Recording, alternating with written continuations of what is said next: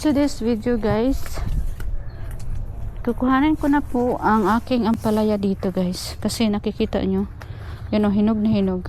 Kukuhanin ko na lang po yung mga buto nya, tsaka bilad sa sa araw para maitatanim ako ulit.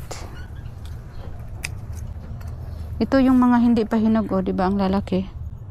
Ito o, may ulamin naman kami mamaya, or ako lang naman kakain ito. So far yan lang ang nakikita ko. Yung kasi yung iba ay namamatay na, hindi ko pa nakikita yung iba dito. Ilang puno lang to, isa, dalawa, tatlo, apat. Tapos dun ako sa kabila, tingnan nyo guys yung aking lime, sobrang daming bunga. Kita nyo, yun o, sobrang dami.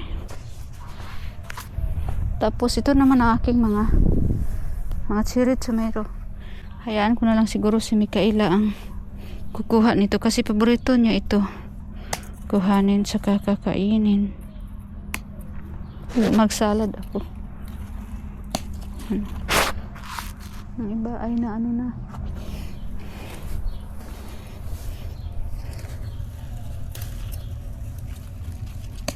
Nalaglag pa.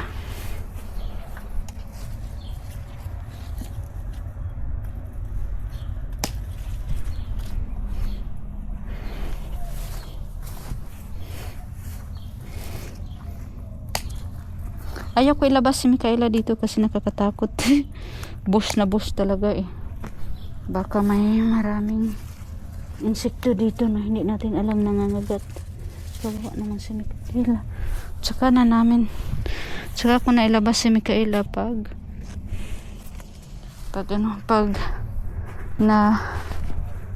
nakat na namin yung mga habang grass. Kukanan ko lang yung okra guys. Kasi itong okra, hululo. Kasi itong okra, tumitigas pala ito. My gosh. Ang laki pala ng okra. Hindi ko talaga na-expect na ganito kalaki yung okra. No? Siguro itong okra ay sobrang tigas na nito.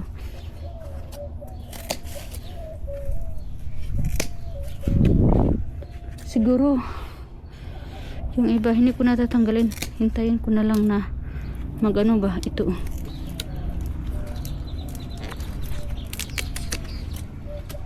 parang ganyan, hindi ko na natatanggalin, hintayin ko na lang na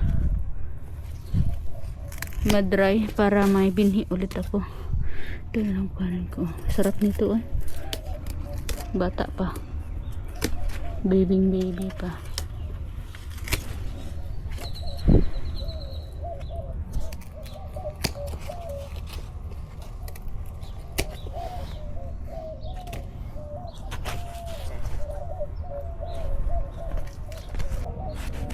Tingnan nyo guys yung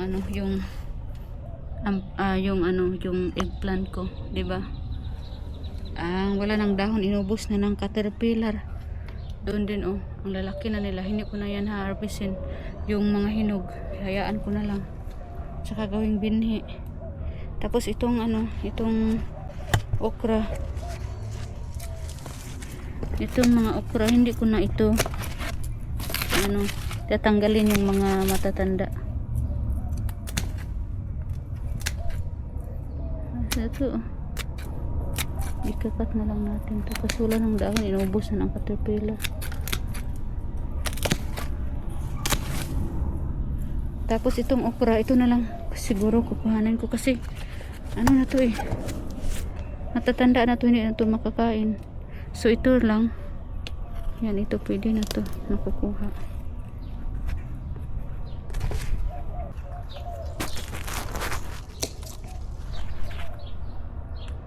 Pwede pa to, baby pa.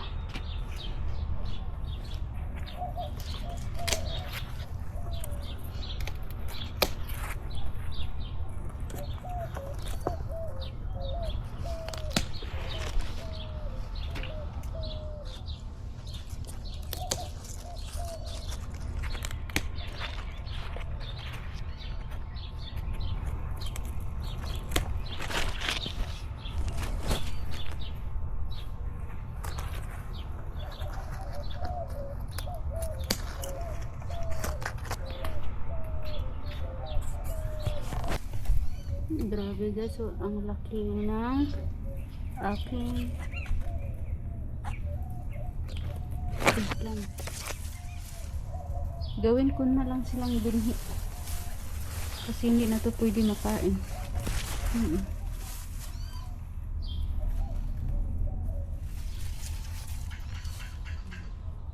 Laki dun.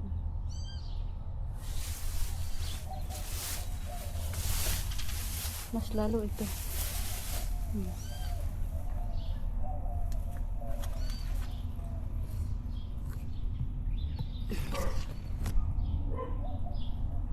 Sobrang gulang na nila.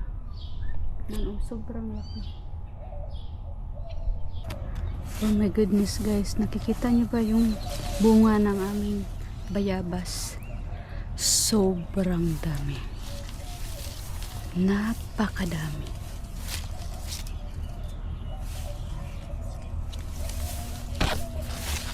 Kung naalala nyo guys, noong October na lumipat kami dito, alam nyo ba ilang bunga lang tong guava? Isa lang talaga bunga ng bayabas nung lumipat kami dito.